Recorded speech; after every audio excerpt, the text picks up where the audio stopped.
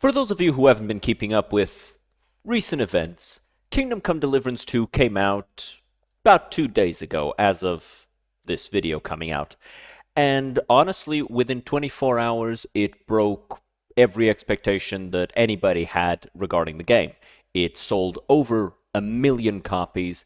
Everybody's happy. Everybody's enjoying the game. The game has some stuff that wasn't present in the previous game, but it's all to the betterment of the story, and it's all to tell a more compelling story. They improved on things that were bad in the first game, such as, combat, which combat was interesting, but nobody can say that it wasn't bad. Especially when fighting multiple opponents. It was just terrible. And they seem to have not only improved it, but perfected it. It is genuinely the most fun part of the game now. To the point that there are other studios, competitor studios, which are celebrating, right? You have the Witcher studio, which is also, Polish, and they tweeted out, "Ahoy, Warhorse Studios. Congratulations on the release of Kingdom Come Deliverance 2. May your blade always be sharp, cup never run dry, and the path stay safe. And remember, if you ever find yourself facing monsters, we'll happily lend you a silver sword. Audentis Fortuna Juvat," which basically means fortune favors the bold.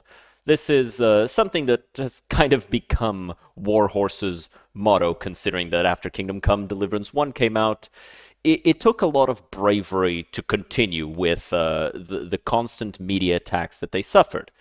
And honestly, I think that it's really good that they're doing so well, and I'm really happy that Daniel Vavra is on Twitter running his victory laps. He's been tweeting out, just celebrating, just talking about the game and the game's success, and he's taking his opportunity to stick it to all the people who, when the first game came out, tried to sabotage the game's reception. Tweeted out, "OpenCritic is so much better than Metacritic. More reviews, more options, more information. It's a shame that Game Rankings was swallowed by Metacritic, and it's a shame that many modern websites remove lots of user options in order to be more accessible." Now, Metacritic has been kind of notorious for being very anti Kingdom Come Deliverance and very anti Warhorse. And at the same time, it's funny that he's now getting attacked by the people who supported the first game unconditionally, because now there is, full disclosure, there's an optional quest that you can undertake which gives you the option for a homosexual romance where Henry and Hans, who have been growing closer and closer as friends, can maybe turn that friendship into a romance. Perfectly fine, nothing to worry about. But at the same time, we now have a new term for the reverse of an SJW, which Daniel Vavra himself has coined, which is the anti-woke warrior. And he tweeted out, "So the Metacritic user reviews are open, and guess what? Oz are hard at work. There is now more than 1 million of you who bought the game, so if you like it, give it a review at link below, and when you're there, you can report the bots. Thanks." And the reviews read, "Kingdom Come Deliverance 2 is a gay, woke, historically inaccurate DEI game. Companies that embrace this type of game should go under, go woke, go broke. When the devs complain about YouTubers like Asmongold ruining games, you know the game was cooked from the start." Right? This person just spamming talking points that have nothing to do with it. Asmongold is loving the game. He's playing it on Twitch. Daniel Vavra loves Asmongold. He said that companies are afraid of Asmongold, but that he personally loves having YouTubers talk about his game because he makes good games and everybody knows it. The game isn't woke. The game tries to be accurate as much as it can, and yeah, there's a little bit of extra diversity in the game with regards to there being a few more characters that aren't necessarily Polish, but they tried to make the characters relevant to the story. And of course they did, because they want the game to be good. We're not talking about Veilguard here, right? Second review on the screen reads, let me see if I can, yeah, that's better. "This is not a good game. The graphics are okay, even though they look dated the more you play it, but the general game is not fun, not interesting, and above all, not a good design. Having to do 30 different actions for one thing is not good game design, it's not immersive, it's not realistic, it's just boring. The sword getting dull and useless every other hit, the AI just failing to engage with you in any meaningful way, the extremely tedious process to do anything remotely interesting, and the list goes on. I can't think of any other game that misses on so many levels. The action, the systems, the general gameplay, not a single thing will hook you.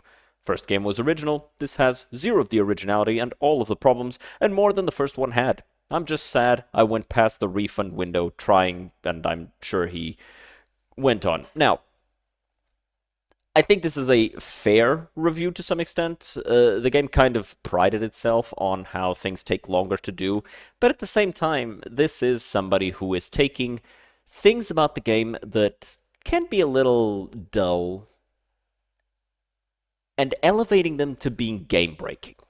And I think anybody who's played the first game knows that, yeah, I made a video ranting about it. That's okay. That's in the past. That was me upset at hardcore because I didn't have a compass. That was it. That was it. That was the thing that was making me mad because the game is fun, and I was also mad about getting jumped by peasants. Not gonna be a problem in Kingdom Come Deliverance 2. I made sure to check on that before buying the game for myself. I made sure to look specifically at group combat, and it seems as though the group combat when you're fighting multiple opponents is a lot better now. You're not going to have enemies running around you and bumping into you to drain your stamina and to move you around so you can get hit at the same time that you're being moved around by enemies and there's nothing you can do and you're just like trying to fight back but you can't. Like, it appears that that is not going to be the case anymore. However, this one dude, this guy right here, pissed Daniel off. And Daniel spent so long wailing on this guy that I genuinely want to take the time to fully read this guy's thread. Now, warning, I'm pretty sure there's going to be spoilers here. I haven't read it yet, but I'm pretty sure there's going to be spoilers. I want to know what this guy is saying, and then we're going to take the time to go through the responses that Daniel sent to this guy because they're beautiful, right? So, let's begin. John Delaroche states, Kingdom Come Deliverance 2 is one of the biggest insults to gamers and Christians in recent years. It was all about trying to be subversive and woke, promoting DEI and lying to gamers along the way. Here's how it went down. Thread.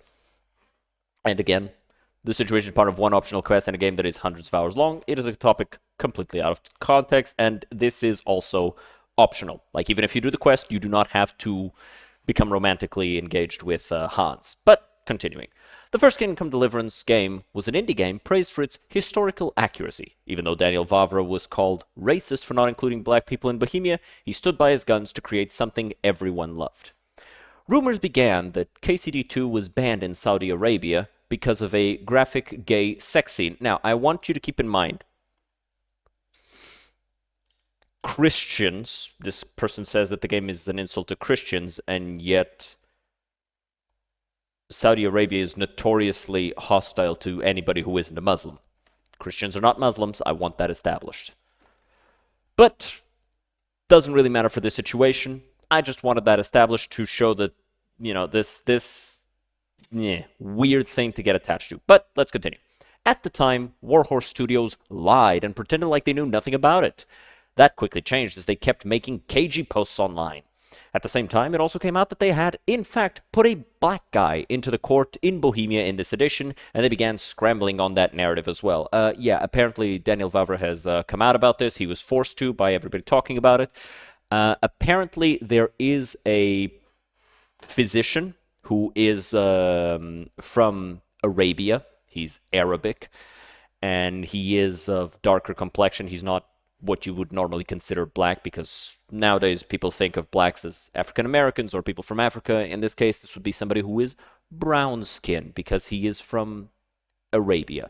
But this Arabic person was a physician who came with I believe it was one of the invasions, and he just stayed.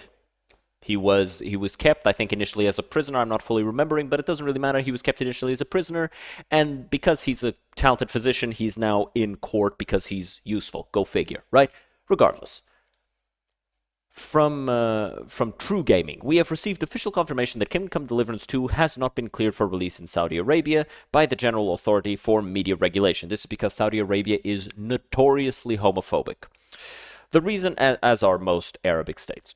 The reason is that it violates one of the terms of the classification and clearance systems for video games and the publisher's unwillingness to make the required modification to the content. I think that's good, right? Like, hey, you can't have your game here unless you can remove this part of the game. And they say, no, go fuck yourself. I think that's really good.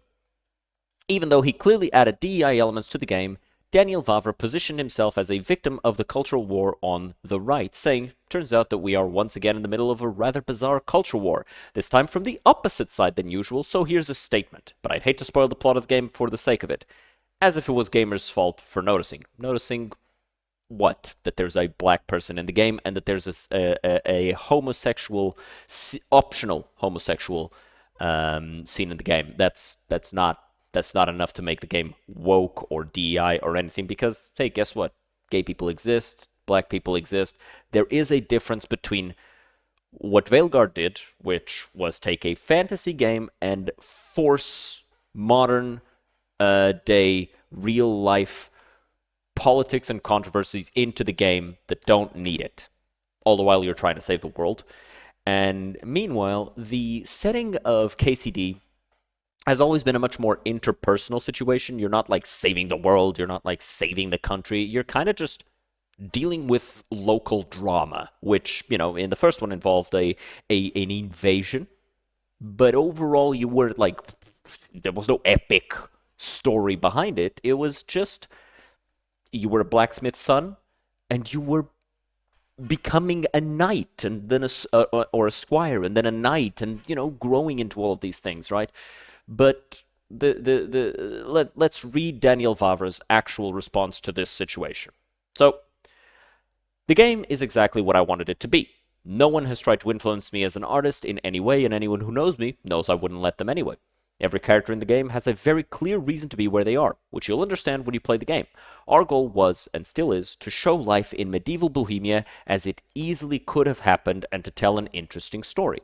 At the same time, it is a role-playing game, so it is purely up to the player what decisions they make, and for all the decisions they make, they are responsible for the consequences that correspond to the morals and social norms of the time. I don't want to spoil the plot, the important events, and the roles of some of the characters for anyone, so you'll have to see for yourself by playing the game, and then I strongly believe you'll agree with me.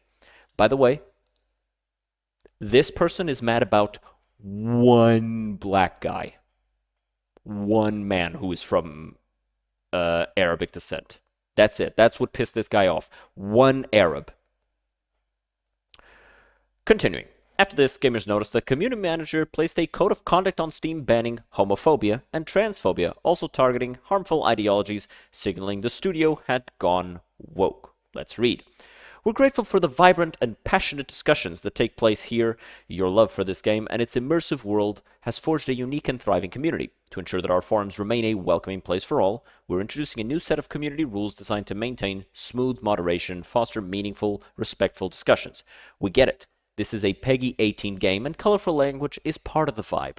Occasional swearing is fine, but keep it reasonable. Excessive profanity, bigotry, sexism, racism, hate speech, sexual harassment, or threats will not be tolerated. This is regular stuff, right? You can't spout slurs at people. You can't like sexually harass people. You know, if you're making everybody else uncomfortable with this stuff, because this is going to make 90% of people uncomfortable, yeah, you're going to get removed. Of course you're going to get removed. What are you talking about?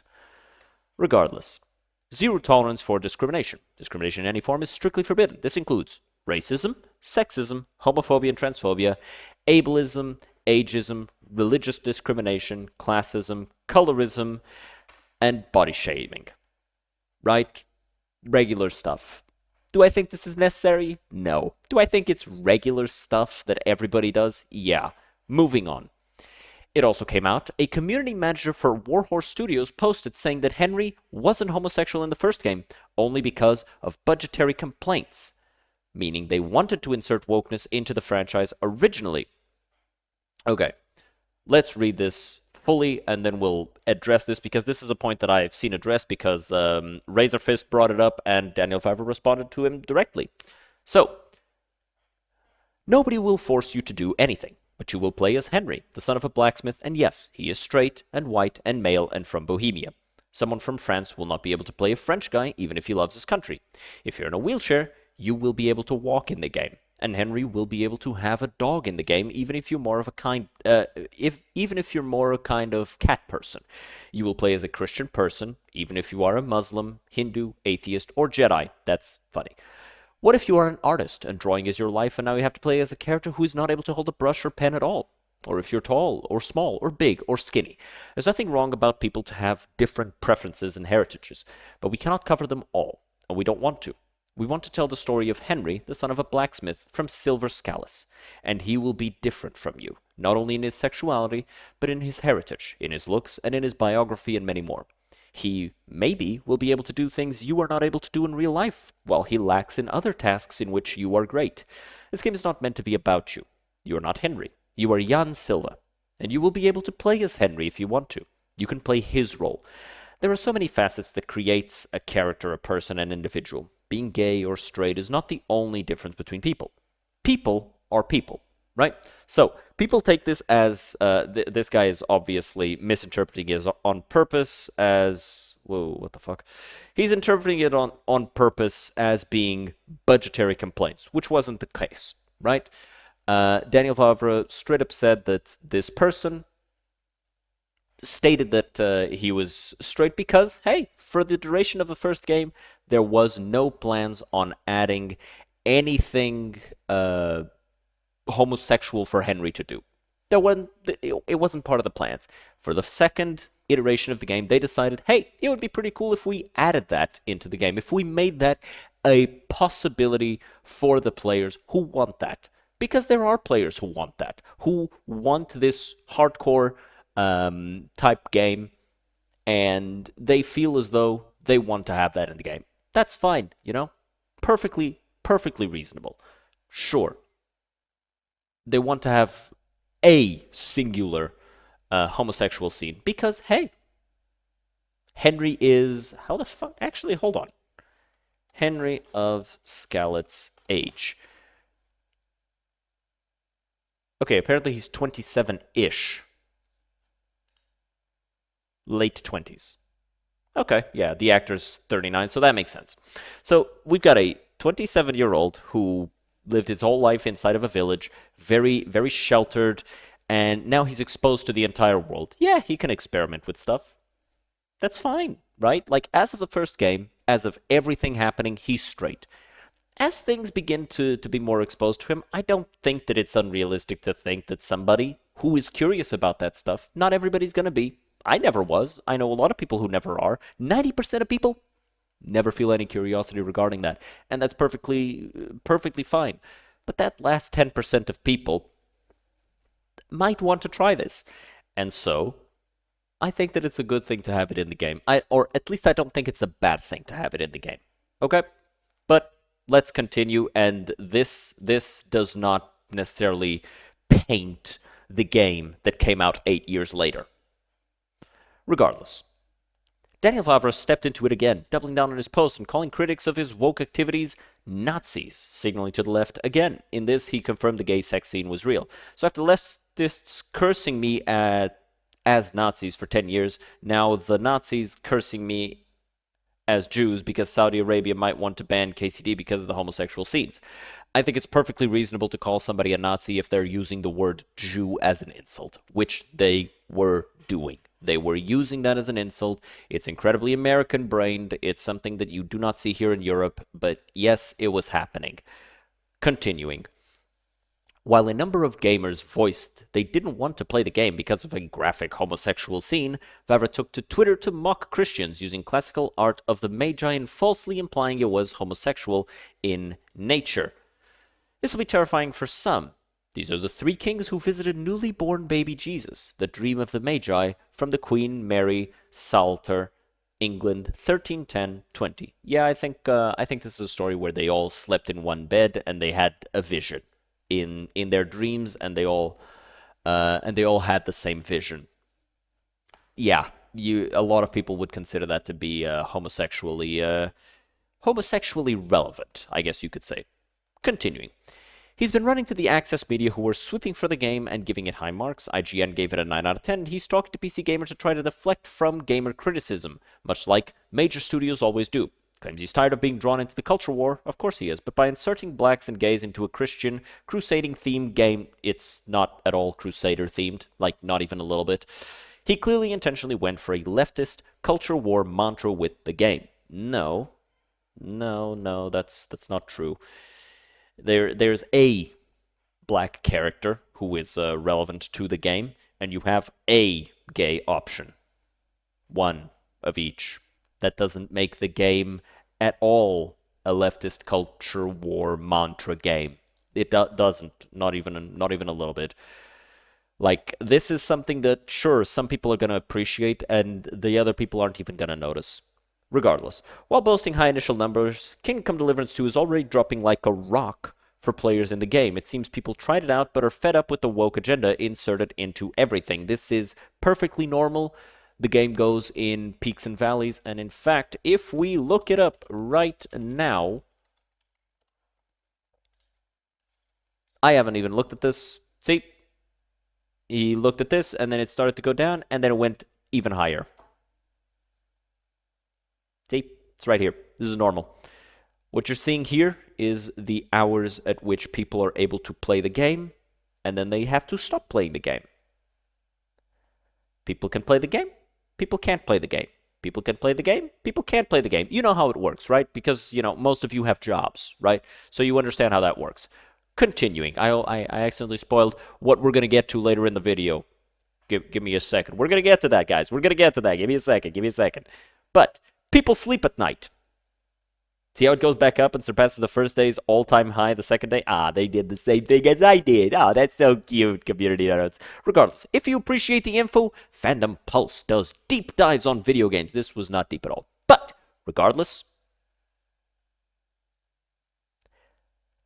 this is a restraining order for domestic violence that was placed against Mr. John Delaros.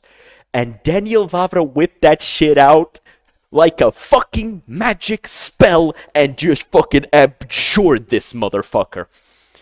And that's not even the best part, right? He said, "No, but is this you, Embracer Group?" It went down $4, okay? Past month. Let's see. Embracer Group.